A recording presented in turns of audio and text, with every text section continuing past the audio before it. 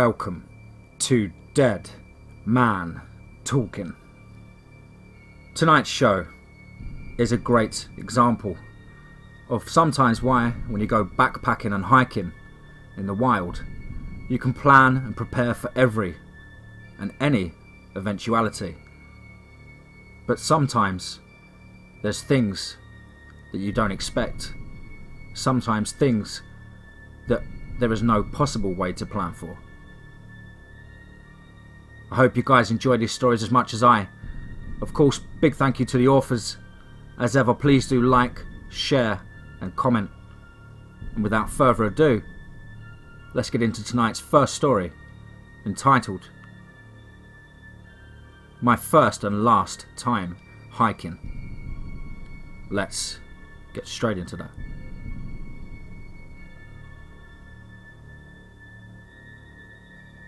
Have you ever felt so lost and alone that you start losing it slightly mental? I don't mean that you start seeing and hearing things that aren't real, but you just kind of want to sleep until someone comes to get you, or you suddenly start to believe it's all a dream, and that in reality, all you can do is pretty much anything as you are waking up. I have felt so lost, cold and alone that I can't even begin to explain it, but I will try my best to now give you all a good image of the nightmare I went through as I hiked on a vacation in Spain. You're in for a good story. When I was 16, me and my dad travelled to Spain together. Because of my dad's economy, we couldn't afford to take with one of my friends like we usually had in the past, but I knew my dad entertained me well, so I thought I would have a great time in Spain. The first couple of days, we would explore and get to know our surroundings until the sun faded off in the horizon. That was the sign of time to go to the closest bar and get ourselves a drink. My dad is the kind of guy that thought it was better if I drank with him, as he could teach me just how badly alcohol is. How you kind of start to stop taking responsibility and stop caring about your surroundings, which I think was a good thing. Now, at my age of 23, I can't say I've been to many parties. However, I rarely drink when I go to one, and if I do, I only take 1 or 2 shots and let it be. After me and my dad left the bar, we would either go to the restaurant or home, depending on if we ate dinner before or after the bar. On day 4, my dad left early to a city. Because of social anxiety, I decided to stay at the hotel that day until he got home, which, well, got boring. The patience of a 16-year-old starts to get unfocused and does things is pretty short, so therefore I decided to take a walk in a nearby forest that I had already read a lot about before travelling. I'm not normally the guy that likes to walk in the forest or anything, but the mountains in Spain are big, and therefore I took the opportunity to climb one of those mountains and enjoy the sight. The first thing I did was take with me a backpack. After that, I went to a nearby shop and bought myself energy bars and some water, as I expected to be in the forest for a couple of hours. I went back to the hotel where a taxi driver was located. He usually sat at a chair outside the hotel and waited for tourists to want a drive to tourist attractions. "Hey, how much would it cost me to travel to the forest?" I said, pointing towards the direction of the forest. I could tell his English wasn't the best, however, he understood me, and I understood him. €20. Special price for you. Return price €10, yes? I agreed to that and took out my wallet to pay him. The drive was rather awkward. Imagine one with bad English and one with social anxiety in a 20-minute drive sitting in a car with each other. However, I spent most of this time to look out the window and try to memorise my way back in case he wouldn't be there when it's time to go home. He said he would pick me up 5 hours after dropping me off at the same spot, so I had quite a good time on me. He stopped right by the start of the trail leading into the forest, heavily surrounded by really tall trees. I had made sure to buy an English version of the forest map beforehand, so navigating myself towards the mountains shouldn't be that much to worry about, I thought to myself. However, it didn't even take half an hour before I was completely lost, as I had taken off an off-road trail leading towards nothing but trees. By the time I figured out that I was completely lost, I couldn't even find the trail that had led me into this mess, so I had to follow my gut and just walk in one direction until a trail showed up. You might be reading this and wondering when I realised I could just take my phone out of my pocket to call for help, and well, I had forgotten my phone at home. After walking for around 3 hours, I could see a mountain. My idea was to climb tall enough to spot a point of interest and wait there until someone could help me. By the time I spotted that mountain, it was already starting to get pretty dark, so I knew I had to hurry up and finish my plan before it got too dark for people to even walk in the woods, and most importantly, spot something. I ran and ran towards that mountain, and at some point, I thought I was lost again as the trees blocked most of the view. However, eventually I saw the start of the mountain, so I started climbing up until I eventually got tall enough to see a trail with a group of people there. There was just one thing that felt off. I stared at them for around a minute and they didn't move at all. They were like figures that just stood there. In total, I saw 5 people that didn't even move their head for a whole minute. But as desperate as I was, I had no chance but to make my way to them. The climb down from the mountain wasn't as pleasant as the way up to the mountain, as I fell around 2-3 meters down to the bottom of the mountain and hurt my ankle pretty bad. The distance between me and the group of people I had spotted was about all I could take with my ankle, so with the thought of them being gone, if I wasted any time, I got up on my feet and started walking fast towards the direction of where I had spotted them. I'm not sure if it was adrenaline or something that kept me going, but something sure did, as the pain was slowly fading as I got closer to where I had seen the people. After walking for a bit, I could see them. They stood in the same direction as I had previously seen them, so I was a little careful. I started scouting at them, and while they looked normal, something was really off. Why wouldn't they just move? Why would they just stand there for so long without moving? I honestly thought about just walking away, but the pain had slowly came back when I spotted them, so I had no chance. I walked towards them and screamed for help, but they still didn't move a muscle. By the time I got close enough to get a good view, I could tell why they didn't move. The only reason to why they stood up was because of the spear going through their body was planted into the ground. They had blood dripping from all over their body, as this hadn't happened a long time before I had spotted them. I fell onto my butt and immediately started puking on the ground beside me right before I fainted. I woke up in hospital with extreme pain in my foot. I screamed because of the pain, and that was when a doctor rushed into my room and started to explain what had happened. "Good morning, Mr. Evans. A group of people found you unconscious on the ground deeply in the woods. What were you doing in there?" I couldn't even answer because of the pain I was in. I looked down at my foot and saw it was missing. "Oh yes, I should have explained that, sorry. You had a wound on your foot that had been heavily infected, so we had no other choice but to amputate your foot. You would have died if the infection would have spread to other parts of your body. You were lucky. These people found you. Or else, it could have gone horribly wrong with you," he said as the same group I saw before fainting walked into my room and smiled at me before they were escorted out again by the police as they investigated why I was in the woods. It took a good while before I was able to explain the whole thing to the police, and well, when I had to explain that I had seen the group of people that had helped me dead, they didn't believe me. They did believe that I went hiking, however they just assumed I had started to hallucinate as I had felt lost that day I went out hiking. I was in that hospital for a good while before me and my dad could travel home again, but nothing was ever the same when we got home. The rest of the year, every night I went to sleep, every night I looked towards trees, I could see the same group. They always just stood there and never looked towards my direction. Not once. Out of horror, I would always run when I spotted them. Still, to this day, I have no clue who they really were, or if they even were real. All I know is that something happened that day in the woods that I will never know, and that group had something to do with it. I have no clue who they are, what they are. All I know is that they know who I am, and that they have never made eye contact with me, except from when I was in the hospital. Luckily for me, I rarely see them, but when I do, I run, and I don't stop before I'm surrounded by anything that isn't trees.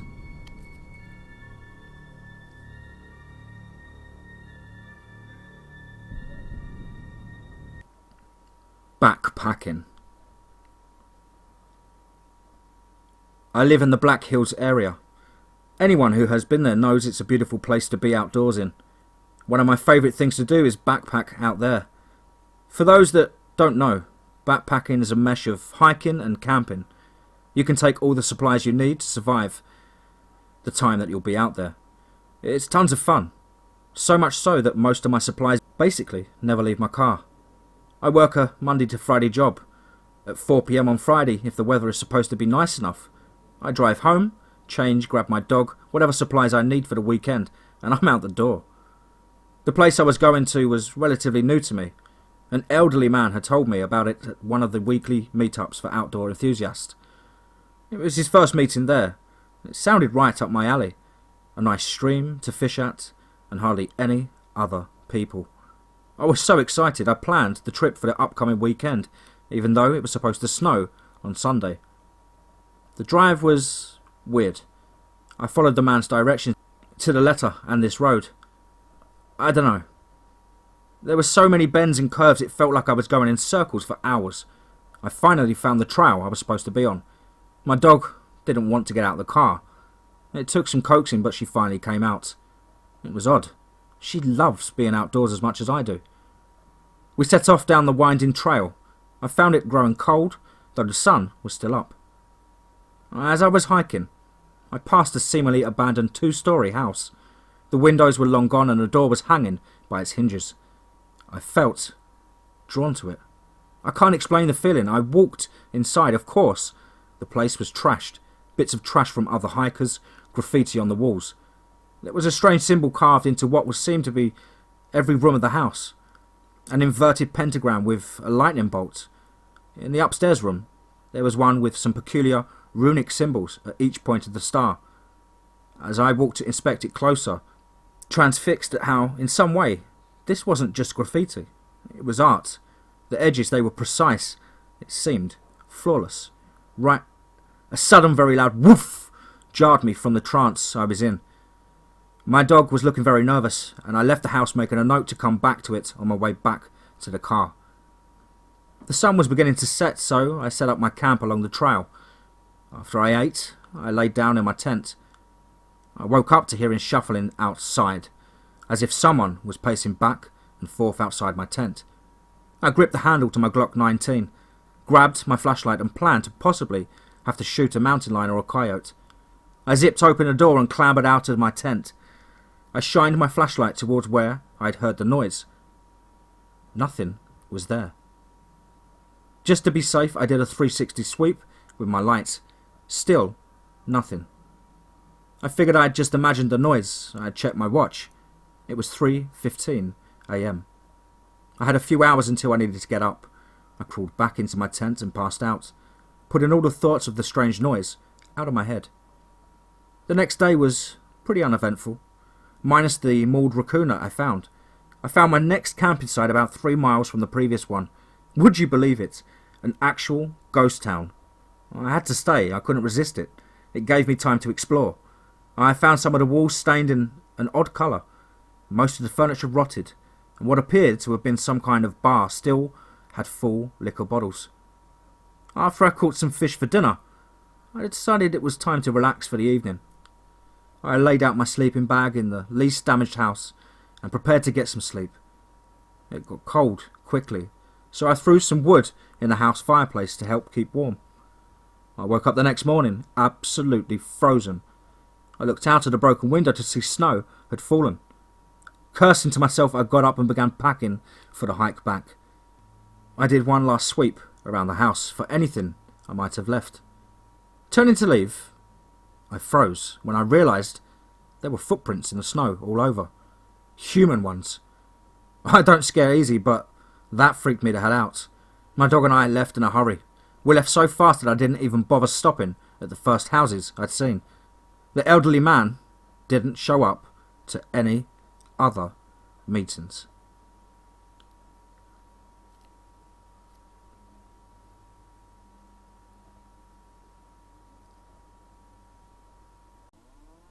Red eyes. It was a cold night of autumn. My experience that I couldn't forget haunts my dreams and kept me away from sleeping for several nights. Even now, sometimes, I still remember it perfectly. The wind was blowing hard, actually shaking the small and not really well-made wooden house. Me and my brother were getting ready to sleep. We were at our grandparents', left for a few days for a job they had to do. I always liked going there, getting fresh air away from civilization, where you could feel good. It was better in summer. Now we had to look after the animals, which wasn't that hard. We were getting ready to sleep when suddenly we heard all the animals making sounds. The dog barking loudly. Me and my brother, let's say Alex, got up to see what it was going on. When we got there, a dead silence had took over. The wind was the only one to listen to. It was blowing over the grass, bending it towards the moon, which was covering them with its light. "Oh, come on, we just came here for nothing," said Alex angrily. Around our house was a forest. We'd basically been surrounded by it. Something was running, trees and shadows hiding it. I saw its red eyes, which gave me a shiver. It was looking straight at me. The eyes were going further up. It was about 4 meters tall. Alex ran in the house and got our granddad's Luger. Pointing it right at the creature, he shot it 2 times. The eyes disappeared into the darkness. A rock flew and hit my brother in the head, and he fell down. "No, no!" I cried while I was getting the pistol. If I stayed there, I'd end up as him. The animals weren't making any sound, surprisingly. I heard the creature making weird noises that I'd never heard before. It started running right towards me. It was huge and slim, having long ears and sharp teeth.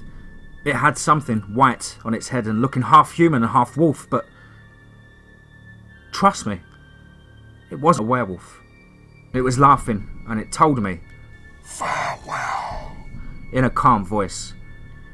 It was on top of me, watching my eyes. It had no fur, it had human clothes which were ripped. It was looking into my eyes, and I couldn't move. It was approaching my face, when a miracle happened. My brother put on the flashlight, which made the creature slowly vanish, becoming dust. With its last power, it lunged at my brother with its huge smile, his hand approaching his head, and then it completely and utterly vanished. Its red eyes faded slowly in the night. Me and Alex were silent. Our grandparents won't believe us. Every night was scary, and we couldn't wait to go home. It was the first time in my life when I'd never wanted to go there, or anywhere dark outside. The creature appeared in my dreams several times. Those eyes, I could never forget.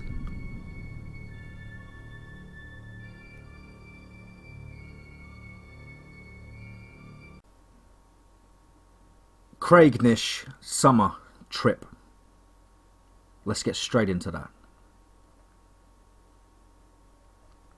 Okay, so the story I'm about to tell you is going to sound completely crazy, but as myself and the others that experienced it with me will assure you, it is entirely true. Anyway, my name is Connor. I have 3 very close friends named Sean, Kyle and James. We all live in Creignish area of Nova Scotia.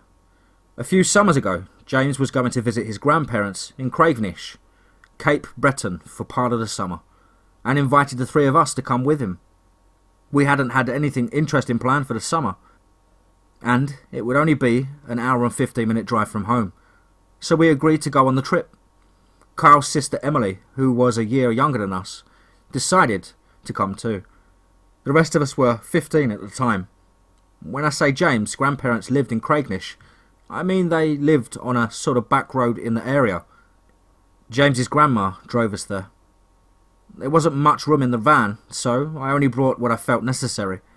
A few pairs of clothes, a toothbrush and my Game Boy Advance with a few games. I tried to take in as much of the landscape as I could on the drive. I was used to living in the middle of town, so I liked seeing the sights for once. James, who was sitting next to me in the back seat, informed me that his grandparents' name was Mary and his grandpa's name was Danny, so I'll be referring to them as those names. When we arrived at the house, it was already about 6 o'clock. Mary suggested that we settle in, and after we ate supper, Mary made smashed potatoes and ham, and we all sat down at the dinner table. After supper, we realised that there were only 2 spare bedrooms in the house, but Danny told us there were 2 spare beds in the shed that we could sleep in. Now, the shed wasn't old and cramped like it may sound. It was more like a finished garage, so we would be comfortable. Sean and I agreed to sleep in the shed. The nights were very hot, and that summer it would be cooler out there. James and Emily chose to sleep in the 2 spare bedrooms, and Kyle decided to sleep on the couch. Shortly after we'd settled in, we went to bed. The first few days in Creignish were pretty chill. The second day there, we all drove into town and Mary showed us around. We stopped at the convenience store and each got a Coke. Unlike Antagonish, this town seemed a lot more connected, I guess. Everyone seemed to know each other. I guess it was because it was a smaller community. On our 4th day there, we walked down to the beach to go swimming. It was a pretty long walk, but Mary and Danny were busy, and none of us were able to drive. Anyway, I thought we needed the exercise, so after walking for about half an hour, we arrived at the beach. It was about 6:30 now. We were swimming there for a couple of hours, and then I took a break. And that's when it started to get cold. Not like a cold breeze. It wasn't a breeze at all that day. It was just cold. It was unnatural because, like I said, it was a hot summer and it didn't cool down at night. It was starting to get dark at this point, and that, combined with the sudden drop in temperature, let us know it was time to start walking home. The walk seemed to last forever, and as we walked on, it was getting colder and colder.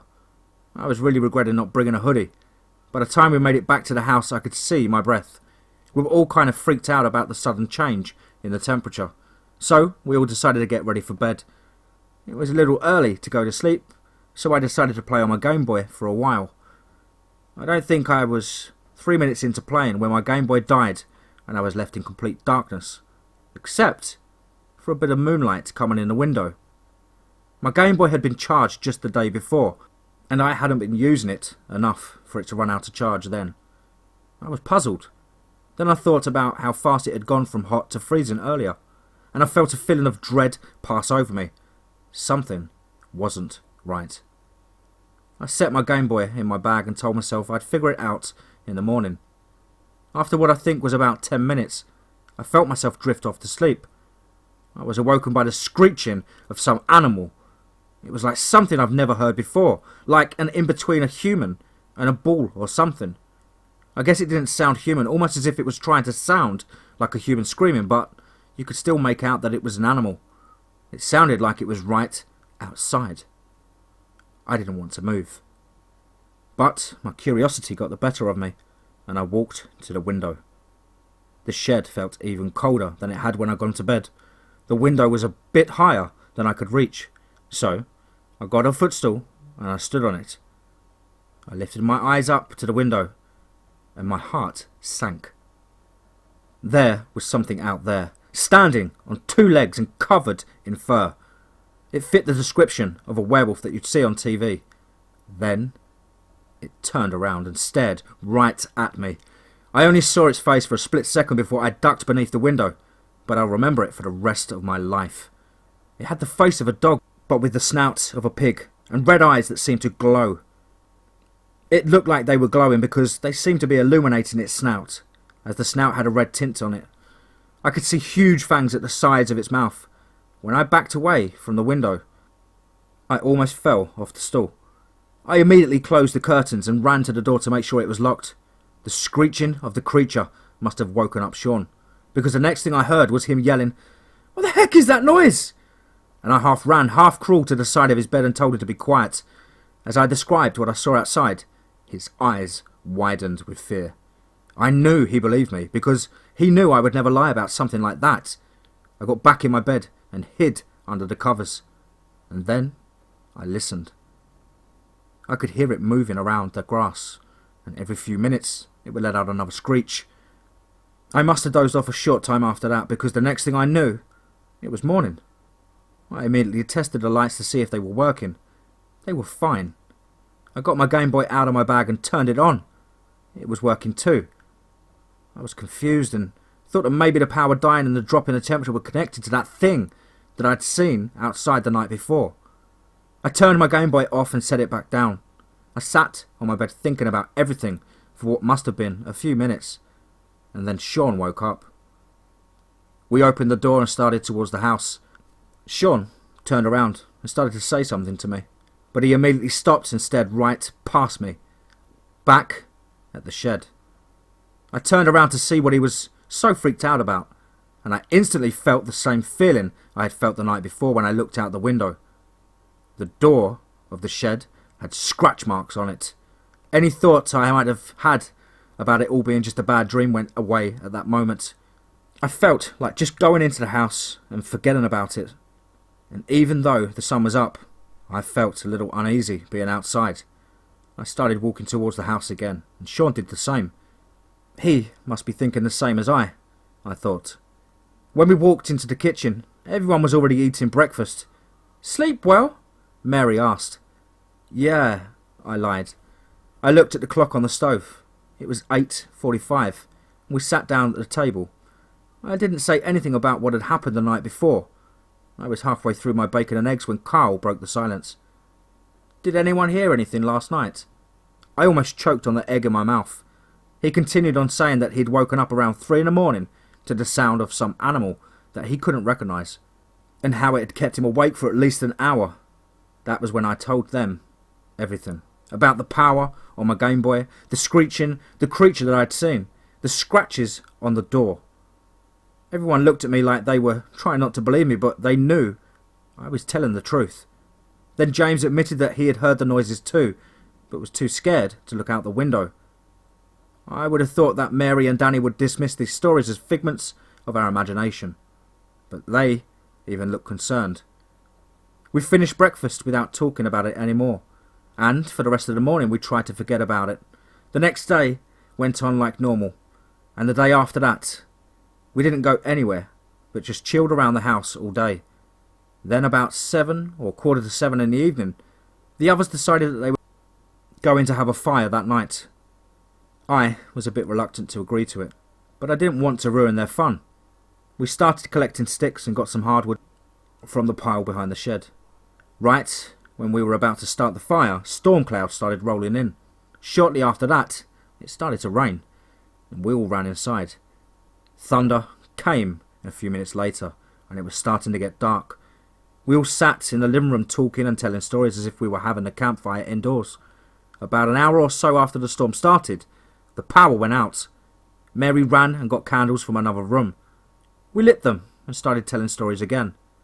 After a few other stories, James was telling a scary story when it started getting cold again.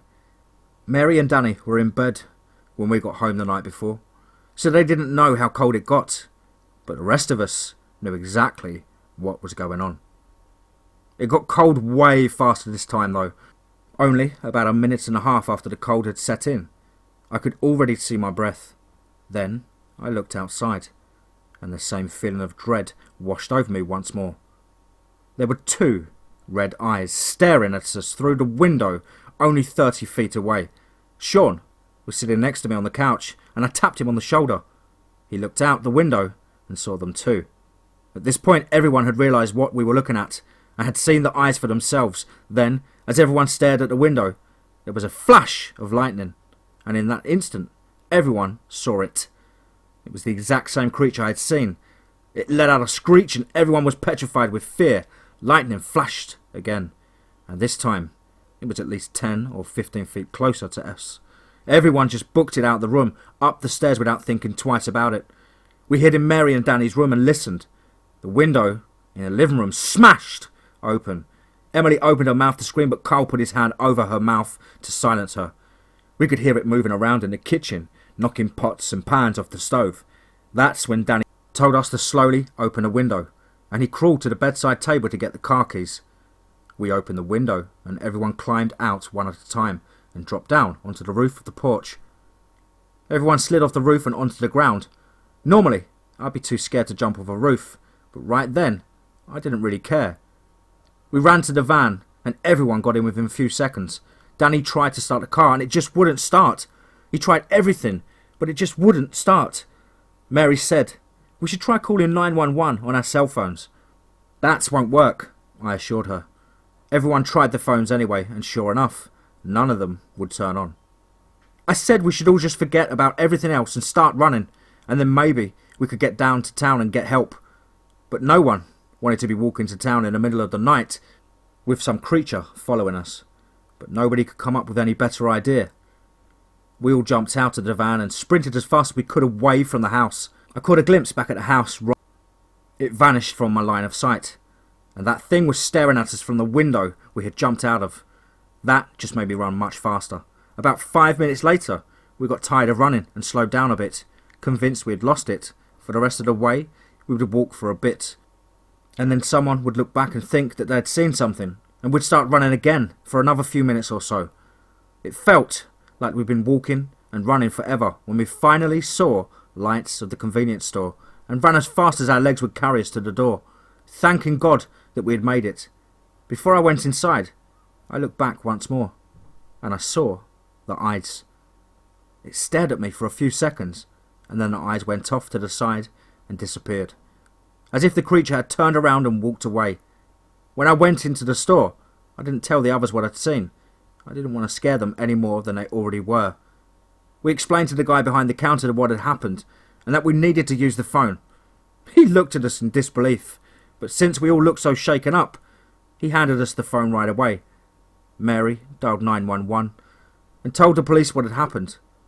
It didn't sound like they believed her, but told her that they would pick us up and let us sleep at the station that night. Then they would drive us home and check the place out in the morning. They must have heard the fear in her voice while she was on the phone. The rest of us noticed that it wasn't cold anymore. I didn't remember when it had gotten warm again because we were all too scared to think about that. But I assumed it must have been when we had reached town, because the power was on everywhere there. An officer picked us up and brought us back to the station. They gave us a place to sleep and we went to bed right away. As I was falling asleep, I thought about everything that had happened. Then I drifted off. I woke several times during the night, unable to get restful sleep. I felt like that thing was watching me, or that it knew where I was. We all must be pretty paranoid, I thought. I woke up for good at 5 o'clock in the morning. Everyone else was still asleep, and I guess the sheriff thought this was a golden opportunity to find out more about the creature. He asked me to sit down in his office. "So I hear you were the first to see this creature?" he asked. I nodded. He proceeded to ask me to describe the creature and where I had seen it first. We talked for about an hour and I explained everything that had happened. He just stared at me with a neutral expression while I talked, like he didn't believe me, nor doubt me. Once we were finished talking, I walked out to the front of the building. Everyone was up at this point, and we drove back out to the house with the sheriff and a few more officers. There was no signs of the creature, but the scratch marks on the door of the shed, smashed window, and tons of stuff ripped up inside the house showed that there had indeed been something around there. The scratch marks puzzled the sheriff because they didn't match any animal anyone had ever seen before. After the police had done their search, they left, and Sean, James, Kyle, and Emily and I began packing up. Mary and Danny didn't want to make us stay any longer after what had happened. We put our stuff in the back of the van and said goodbye to Danny. We got in the van and Mary was able to start it without any problems at all. James started talking to me about something. I don't really remember what it was. As we started moving, as we drove off, I took one last look at the house through the back window, and there it was, standing at the edge of the woods, looking directly at the van. I locked eyes with the creature for a moment, and then it turned around and walked away. I remember thinking it was like it was saying goodbye, in a way. That was the last time I ever saw it, and that's pretty much where our story ends, because nothing has really happened since then. A few days after we all went home, the police searched the entire woods. There was no sign of the creature anywhere. James has been back to visit his grandparents several times since that summer, and neither Mary, Danny nor James have ever had any encounters with the creature. But recently, I found an article that I think could explain the entire experience. Ever since people started immigrating to Creignish in the 1700s, there have been reports of encounters with certain spirits that draw energy from numerous sources to be able to exhibit a physical form. Encounters are usually preceded by a sudden drop in temperature and, in more recent cases, loss of power in various devices. The spirit usually shows itself as a large wolf-boar hybrid that stands on 2 legs and has glowing red eyes. I know it's still out there, somewhere. Even when we can't see it, it's there, watching our every move. And at any moment, it could come back to terrorize us all.